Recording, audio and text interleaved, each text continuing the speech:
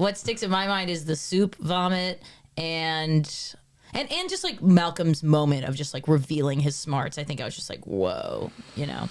Yeah. What sticks in your mind is a big old tumor, hopefully. So. I don't know. Can you repeat?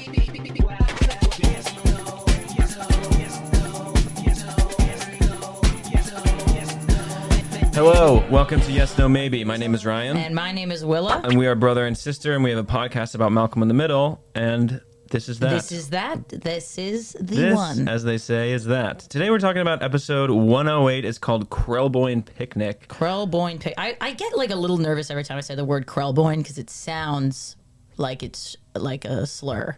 Not to me. The way I'm saying it. Krelboyne, of course, is the name for the special class that Malcolm is in. Yes.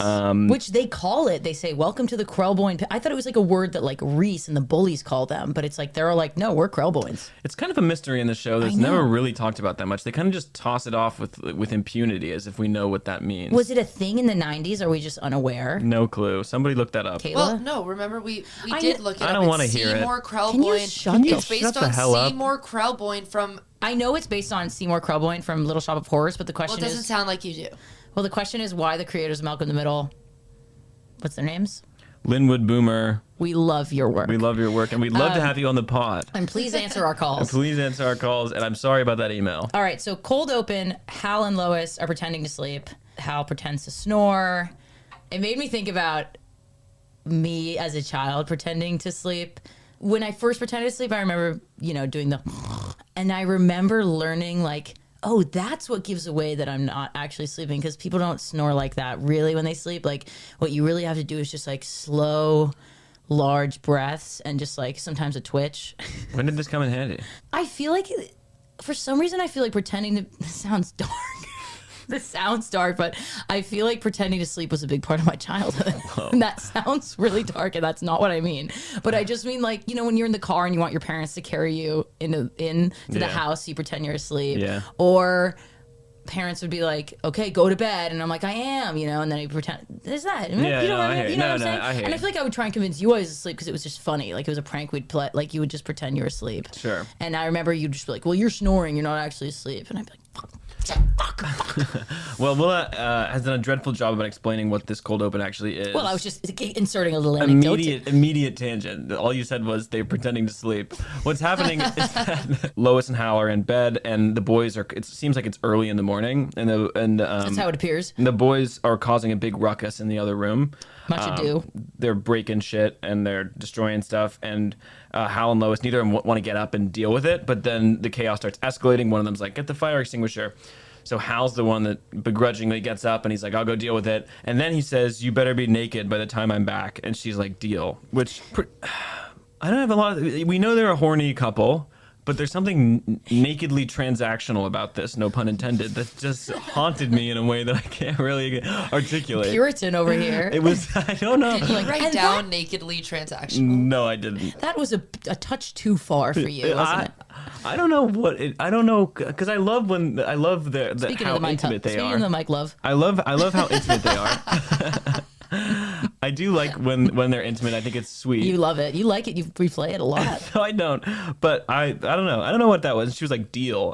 She was like, deal. So you think she's sort of a whore? You think she's sort of a woman of the night? No, I don't think that. And that disgusts him. No, I just think it's really early in the morning. Like, I don't know.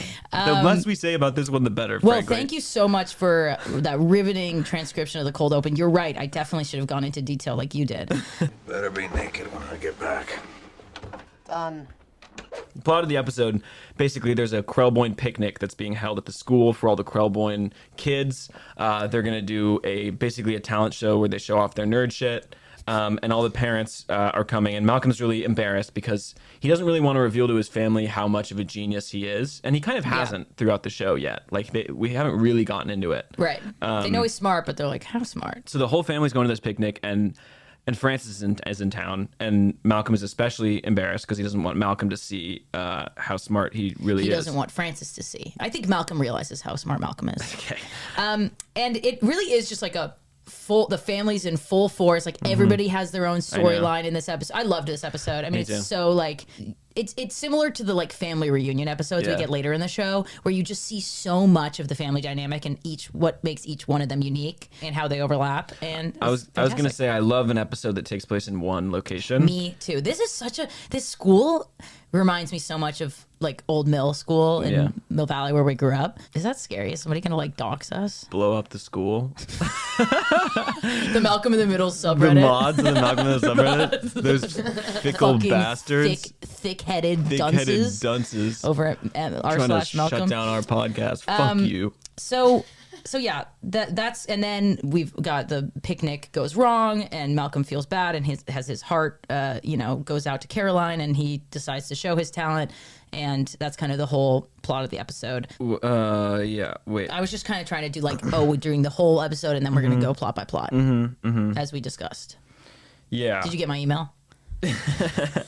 Yeah, so they all kind of have branching storylines there. Malcolm kind of leads the charge because everybody's at the picnic because of him, and his teacher, who's weirdly still kind of horny for him. She's always obsessed with him. Yeah, but it crosses it bumps against the line, which is inappropriate, but it doesn't never go there. Yeah, I think it's like a motherly obsession too, though.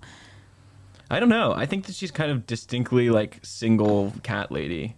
And, Yeah. and she has a weird obsession with him. Yes, but it's also I do, like I said in an earlier episode, like I think it's kind of commentary on like the teacher who picks out a student and is kind of like, you're the chosen one. And I Yeah. like how Stevie is like, fuck this. Like Yeah. Stevie's in this episode very much like, God, I want to call him Stewie so bad. Stevie points out that he's being like discriminated against, and it's like, poor guy's already in a chair. Yeah, seriously, he has it hard. Can't breathe. And he gets treated like shit. And then Caroline's like literally just goggle-eying over Malcolm. Oh no, my teacher. Malcolm, thank goodness. I was so nervous. I had a dream you didn't come, and then I was being chased by something big but invisible.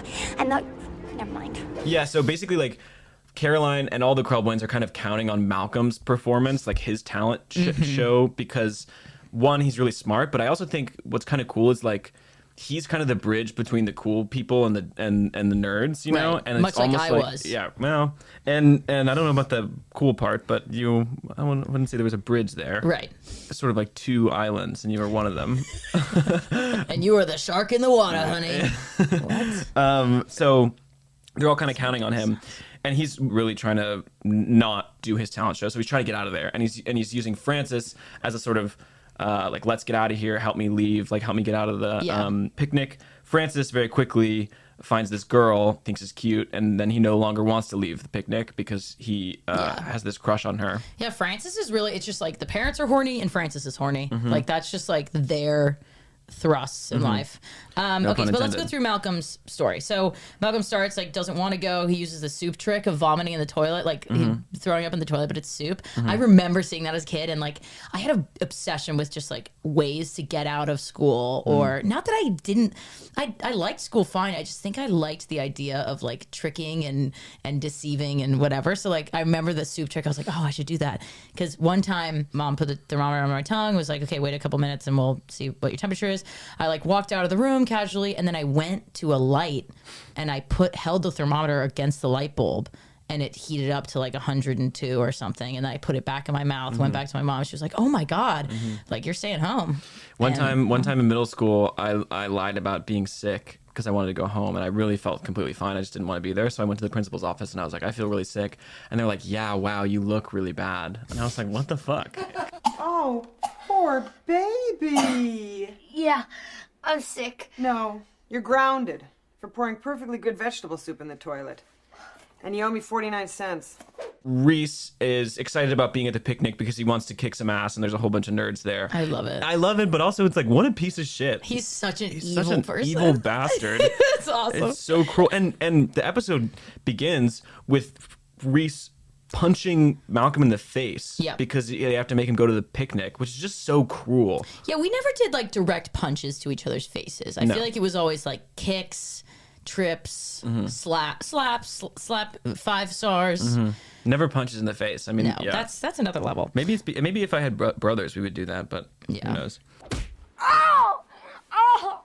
How is that even remotely fair? That's for us all having to go to your stupid Krelboyne picnic today. You think I want you to go? So Reese is off chasing kids, and Dewey's eating raw meat. Tartar. And Hal's manning the grill because they're only cooking up tofu, and he brings meat, and so he kind of becomes the star chef, whatever. And Lois is dealing with the evil mother, who's a character actress that I recognize, but I don't know what from. We should have looked her up. True. Kayla, figure out what actress plays the evil woman in episode 108, Krelboyne Picnic. And quick. God, I love when Lois bosses up on assholes. Like, I feel like she's like a lot of times her storyline is kind of the righteous moralist. Which is funny because it's exactly what Frances often is at military school. Yeah. So it's like she's sort of like standing up against the man, you know, in the same way that Frances does at military school constantly. Yeah. And I love how the show's just very like knows these characters front and back. You know, it's very quick to like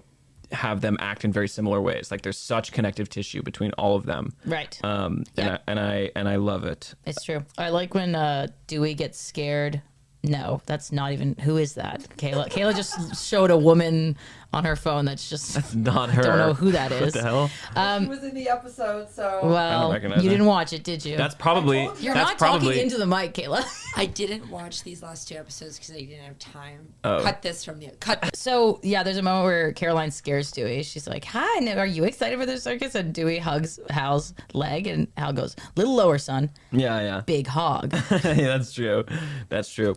Moving on. In Reese's storyline, Reese is hunting these kids like a sort of panther in the safari. They play they play kind of like safari music. Yes, and the camera kind of the most dangerous game. Sure.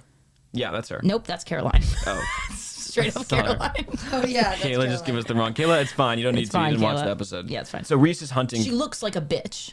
No. Okay. Last try. That was no more. No more. You're distracting us. And this field trip to the historic ghost town, I think we all know what that leads to. The occult, devil worship, state colleges. So then it's agreed that the trip will be canceled. Reese is hunting these kids. They have that safari music, and the camera like cranes down, you know, like and like they play the music. They treat it like a nature documentary, which is awesome. And the show, it's just an example of the show is just like so it does stuff with the camera, which they I use really visual love. language. Yeah, totally. Where other shows do not. Yeah, and it's because it's like a single camera comedy. A lot of these like Friends or whatever has like 3 cameras, and so it's like basically like a live performance that we're watching. And this one is more of like a traditional, you know, movie. You have a very good sense of like where everyone is at every moment. Yeah, it's great. So Frances is going after a hot girl. Hal is going after a hot grill. Okay, great. I know you wrote that down. With Malcolm, he really doesn't want to do his act. He concocts a stink bomb with Stewie's Stevie. Fuck. God damn it. Stewie. He concocts a stink bomb with Stevie's chemistry set that he's going to use for his talent show display. And instead of creating a stink bomb, he creates some sort of nuclear reaction. What did he do here? You're so stupid. What did he do? I never even catch it. Ryan would be miles away from this Krelboyne talent show. He doesn't have a lick of smarts in him. Well, they're all nerds. I know, Ryan. Malcolm makes this bomb that's more than a stink bomb. It's more of a chemical weapon. So the picnic gets total disaster. Caroline's freaking out, and Malcolm feels bad. I mean, he actually has empathy and sympathy for Caroline. Yeah. So he decides, even though his family might think he's a nerd and realize how smart he is, that he just has to go for it. And he gets up there and he tisms the fuck out. Yeah, he really... He Rain Mans the day. He does. He just shows everybody how big that damn brain is. Yeah. And it's sort of at the climax of all of these storylines. So Frances is breaking up with this girl. They have kind of the whole arc of their relationship in like 20 minutes where they kind of have this falling out after they've like met each other's parents, or like she meets Hal or whatever. Reese is getting chased by one of the Krelboyne's older brothers. The big freak Alphonse. Yeah. And that Krelboyne says it's Kafka-esque, which I remember as a kid not understanding what he was talking about. I didn't know what that meant. Is it Kafka-esque? It's not really. It's not really Kafka-esque at all. So now that I understand it, I'm like, that's really not what Kafka-esque is. And Hal's storyline explodes because everybody realizes they're eating real meat instead of tofu, and everybody freaks out. And Lois rebels against the bitch woman. Oh my! Don't say that.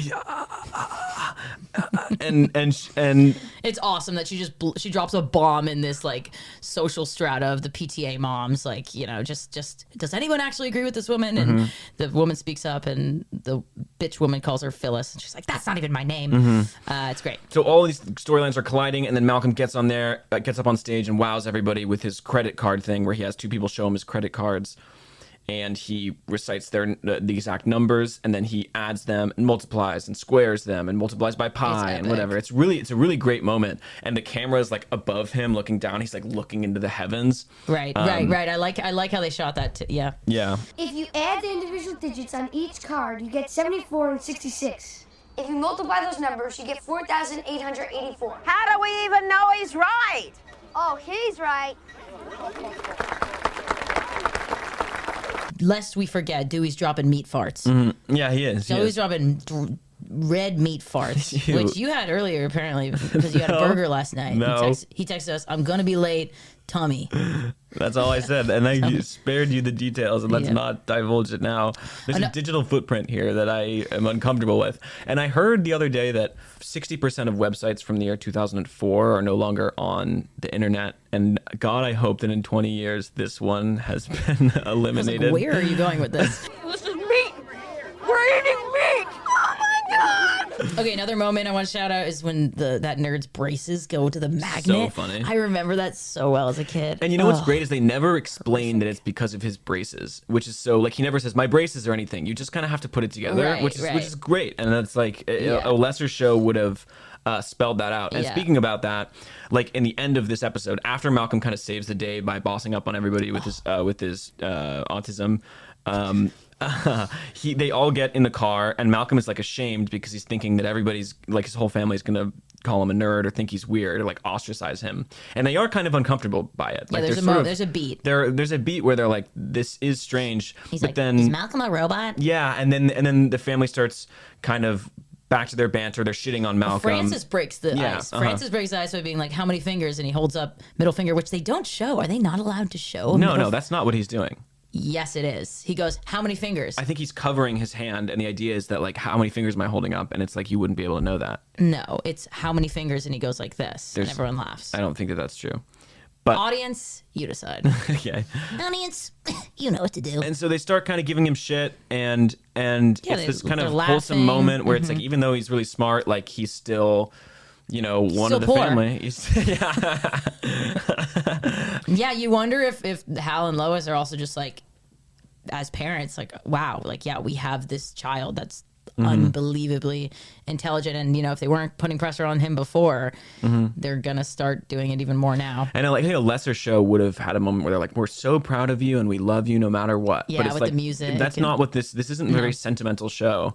No. I always think about the finale of the whole series, which we'll eventually get to, of course. But like when we'll be pretty old by then. We'll be old. Yeah, you'll be dead, unfortunately. You know, where they kind of address his genius head on, and it's in a very unsentimental way. And this show is so good at pulling the rug out, and it's allergic to sentimentality. Ooh, look at you! I know. That was a bit Kafkaesque of you. Yeah. So that's kind of the plot of the episode in a little bit of a rambly way, and now we can kind of go back, I think, and talk about good moments. Looks like there was no budget for the Carnarvons this episode. Kitty and her husband missing, so Stevie was just there rolling around. No parents. No parents. Yeah. It was it's hilarious. Like it's funny who they choose to include and not. I mean, I guess it would have been a little cramped with having them as well. Yeah, it's too many characters, cooks. too many cooks. But I do like Kitty and what's their dad's name? Really dropping the ball with these. Glog. I love Kitty and Glog. Gleb. Yeah, key moments. I wrote, "Bitch, woman, kill her." She's just so evil. God, I need to know who that character actress is. Yeah, I do recognize her. And this is the first time this is the first time that we are meeting kind of the ensemble of Krelboynes. Yeah. And they become more important characters. They do. They're so all sweet. Great. They're all fucking great. I'm pretty sure one of them then plays a character in Stevie's class. I don't think so. Later. The one that itches. It kind of looks like he's him. not in this. It's not the ginger. No, that's not him. The He guy looks with like the him. guy with the gloves, the troubled That's guy. not him. No, that's an actor. That's the guy. Well, yes, it's an actor. Well, but they he found grew him up- on the street. Okay. This is not even funny at all. He grows up. It's funny that you're stupid. You would recognize him. Cut this. Cut this. Oh, cut this. There were picnics that we had to go to for school. I mean, it was always kind of like, from like in middle school, it's like, all right, when are we going to start playing Truth or Dare? Yeah. You know what I'm saying? When we start going to peck each other's. Yes, Yeah, there that's you are, who it is. Kayla. Kayla showed us a photo. It's What's the her correct name? woman. Beth Grant. Beth Grant. What else and has she what been else in? has she been in? Donnie Darko. She didn't was in see the her. Mindy Project. I don't know what that is. She's honestly been in like a trillion things. Yeah, as character She's actresses. been in She was in No Country for Old Men. What? Okay. Oh, She was the old man. the old man. Oh, because you're so dumb. She was the country. She was in Rain Man. Speaking of, Whoa. Okay, all right. she's been in. What a beautiful career you've had. Mandy. Oh, Bendy. Bendy. Bendy Grand. The thing about there was a. Please come on our show. That would be so cool. Yeah, to have Bendy After Grand. this, there's no chance. You guys didn't know who she was. I showed so many people who weren't her, and then he called her Bendy Grant. It seems that he's taught several of the children the R word. I was thinking about during the episode, like whenever there would be like field trips or like outside of school events, it always kind of felt like the season finale of the school year or whatever. Like all the drama would happen when we would go on a field trip or like whatever. heightened. Yeah, it's heightened because you're in a new location and everybody, the truth is coming out. don't know about that. My first girlfriend in 4th grade, I made on a field trip to Angel Island. Well, you made her your I girlfriend. made her. I Created her. I created out of her. sand. In many ways, I created her. 2 moments that stick in my mind. As many things that there's a lot of little moments in this show that like just images that stick in my mind. And from this episode, the 2 ones are when Hal is at the grill and the guys that are there are cooking tofu. He sprays the tofu with like brown Yeah, he's like, food "You want me to coloring. brown that up for you?" Yeah, brown that up for you. I always remember that. And I also remember the moment where Malcolm's pleading with Francis, like, let's go. And Francis like does that hand thing where he's like, fuck off, For some reason that always sticks in my mind. So, Well, that's nice. okay. What's your pleasure? Nature dog, health patty, tofu square? Good God. Want me to brown that chicken leg a little more for you? Wow. Looks like I got here just in time. What sticks in my mind is the soup vomit and just like Malcolm's moment of just like revealing his smarts. I think I was just like, whoa, Yeah. What sticks in your mind is a big old tumor, hopefully. So that's episode 108 for you. It's called Krelboyne Picnic. And Krelboyne. Look it up. Fucking Krelboyne. Yeah. And again, a big fuck you to the moderators over at r/Malcolm in the middle for their I hope you don't sleep transgressions. well. I hope you don't sleep at all. Yep. Hope you have the eternal sleep. Yeah. Thank you to our listeners. Rate, review, and subscribe. Give us 5 stars. That'd be cool. Yeah. We actually have like a 5-star rating right now on Spotify. We It's do, pretty and we great. have- That's yeah. about to go down. But yes, join us next week for 109 Lois versus Evil. 2 good episodes in a row here. We record a little peek behind the curtain. We record 2 episodes at a time, and these was Cutting that. Okay. And these was a okay. Thank you guys for listening again. Much love. Thanks One to love. Kayla. one love. I was gonna say it Okay, too. Thanks That's to awesome. Kaela, your producer. And thanks to Kaela to for Kaela. royally fucking up the flow of this episode with trying to find this actor. Really embarrassing And stuff. we may cut it, but that's just so you know. We may cut you from we the may show cut you from the entirely. show. We've talked about it, and that mic's not plugged in. She checked. And She she checked. looked. And she looked. Oh my gosh, And she looked. admitted. Goodbye, guys. Bye. Boom.